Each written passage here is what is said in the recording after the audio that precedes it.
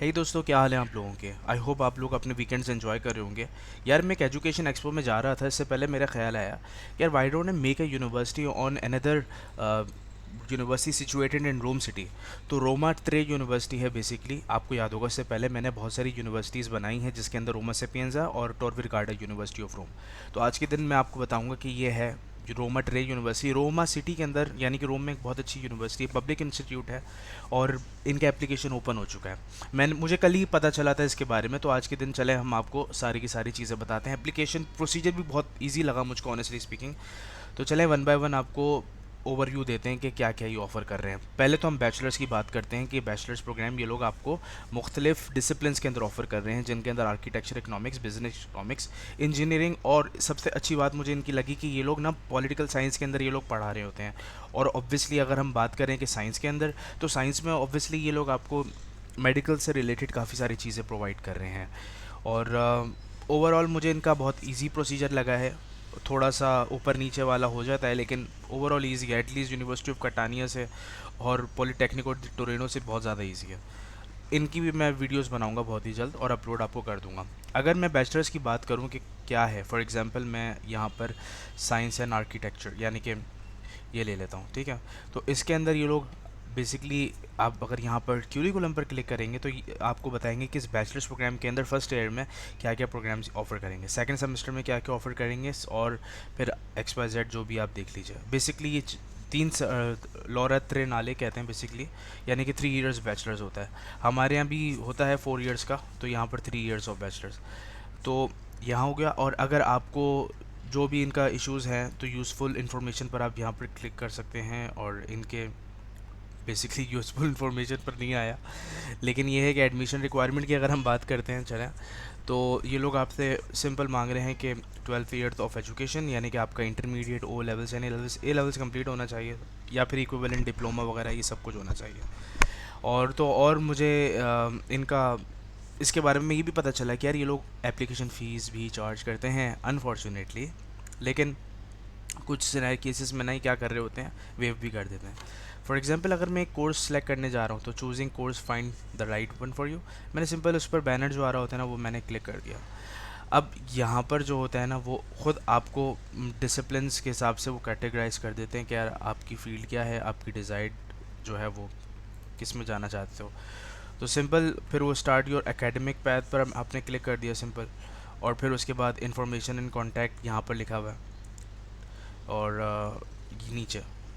तो अगर आपको कुछ इशू, अब यहाँ इसको मैं ट्रांसलेट टू इंग्लिश कर रहा हूँ, तो department of dietetics secretariat office, अगर आप इस पर कांटेक्ट करना है तो यहाँ पर कांटेक्ट कर लीजिए। सारी की सारी डिफ़ाइन किए हैं इसके अंदर।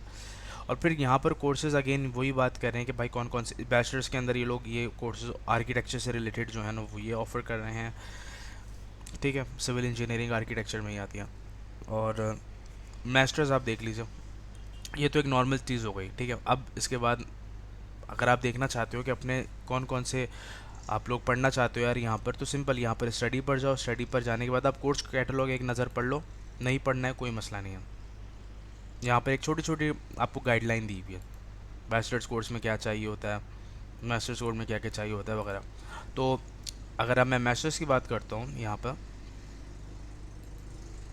सिंपल यहाँ पर क्लिक कर दिया। मैं पीएचडी की भी बताऊँगा कि क्या है। तो ये लोग आपको ये प्रोग्राम्स ऑफ़र कर रहे हैं। इंजीनियरिंग ख़ास तौर पर बहुत अच्छी इनकी चलती है, बहुत ज़्यादा कोर्सेज ये लोग इंजीनियरिंग में प्रोवाइड कर रहे होते हैं। अब यहाँ पर भी देखिए, और बहुत सारे। तो आई थिंक कि यार ये काफ़ी अच्छा है। और चलें अगर हम एमबीए की बात करें, देखें खुद बिज़नेस एडमिनिस्ट्रेशन लिखा हुआ है इसके अंदर। मैं पीछे करता हूँ, बिज़नेस इकोनॉमिक्स क्यों हो गया ये, यहाँ पर लिखा हुआ है business administration. Okay, business economics की सब कैटेगरी है बिज़नेस एडमिनिस्ट्रेशन। तो आप यहाँ पर ज़रूर देखिए कि क्या क्या इसके अंदर लिखा हुआ है, कि आप जब ये जो सिलेक्ट करेंगे इसके बाद आपको क्या क्या फ़ायदा होगा। और अगर आप अप्लाई करना चाहते हैं इसके अंदर तो just click on student portal. Student portal पर क्लिक करने के बाद फिर आप देख लीजिए calls for admission and useful information. For example अब ये 2022 2023 ओपन है। ओके, अब यहाँ पर अगर क्लिक करेंगे तो यहाँ पर डेडलाइंस आपके सामने शो हो जाएंगे कि यार कब से कब तक हैं। अब लिखा हुआ है टेस्ट रजिस्ट्रेशन जुलाई सेशन, यानी कि 10th ऑफ मार्च से लेकर 15th ऑफ जनवरी, फरवरी, मार्च, अप्रैल, मई, जून, जुलाई तक ही चल रहे हैं, ठीक है। लेकिन फिर उसके बाद जो है वो अभी करंटली ये चल रहा है इसके बाद फिर सितंबर सेशन स्टार्ट होगा, यानी कि 2-2 सेशन होंगे और बहुत ही नेस्टियों की तरह ये लोग आपको एडमिशन भी देंगे। तो ये है इसका, अब खुद लिखा हुआ है कि इसके अंदर क्या है, करेक्ट आंसर पर +1, रॉन्ग आंसर पर -0.25। ये क्या बात हो गई, आंसर नॉट गिवन पर 0। इससे अच्छे तो आंसर ही ना दो, गलत होगा तो उसमें तो ये तो डिडक्ट कर देंगे।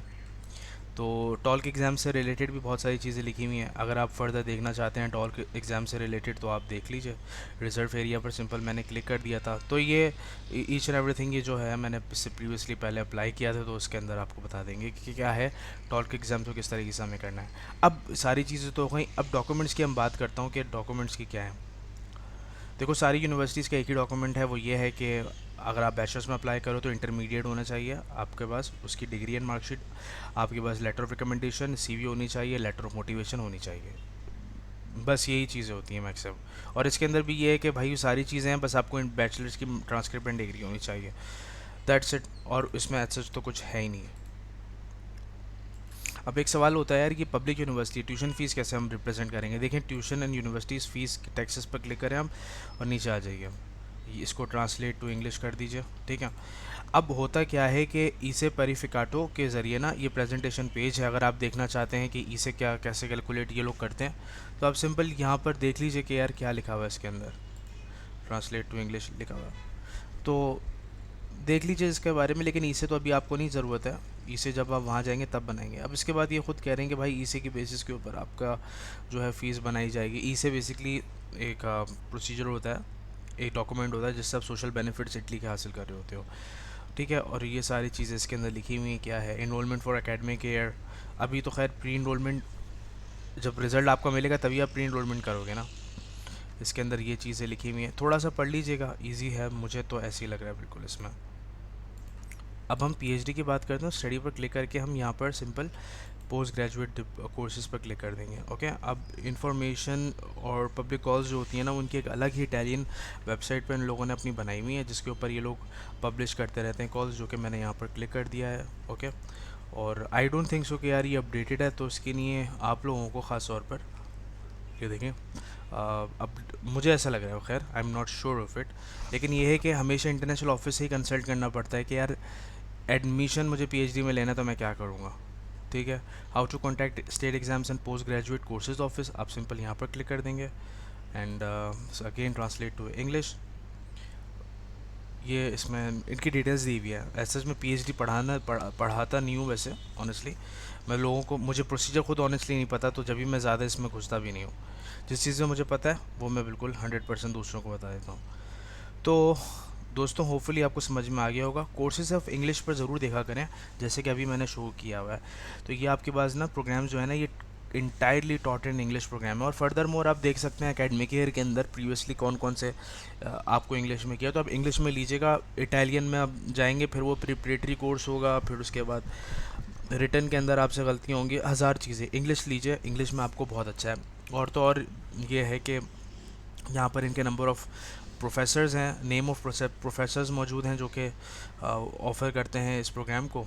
तो आप उनकी भी एकेडमिक ना क्वालिफ़िकेशन मज़ीद देख सकते हैं कि क्या है, क्या कर रहे हैं, वगैरह वगैरह। फॉर एग्ज़ाम्पल चलें फबियो बसान पर क्लिक करते हैं, रोमा 3 यूनिवर्सिटी आ गया, ये प्रोफेसर हैं।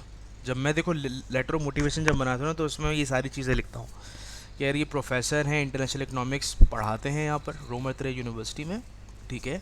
और ये फाउंडिंग डायरेक्टर हैं sovereign wealth funds law centre के, ठीक है, ऐसे।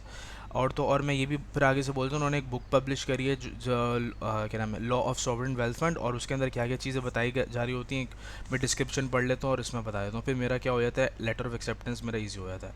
अब जैसे कि फॉर एग्जांपल यहाँ पे लिखा हुआ है, इस बुक में ये बताया गया है कि international and national regulations, basically जो भी वेल्थ मैनेजमेंट की जो होते हैं इश्यूज़, उनको अप्रोप्रिएट रेगुलेशन में प्रोवाइड की जाए, उनका कॉन्फ्लिक्टिंग गोल्स से वगैरह उनको दूर किया जाए, ये सारी चीज़ें। तो मैं ऐसी चीज़ें करता हूँ बेसिकली। तो होपफुली दोस्तों समझ में आ गया होगा। साइन अप करने के लिए, एडमिशन करने के लिए आप स्टूडेंट पोर्टल पर जा सकते हैं। जब आप यहाँ पर क्लिक करोगे तो यहाँ पर अपने जो है वो बिज़नेस इकनॉमिक्स और जो भी चीज़ें हैं आप उस पर सिंपल क्लिक कर दो। और यहाँ पर अगर आप डिग्री कोर्सेज़ में जाना चाह रहे हो, मास्टर्स कोर्स में ये लिखा हुआ है, इस पर आप सिंपल इधर क्लिक कर दो।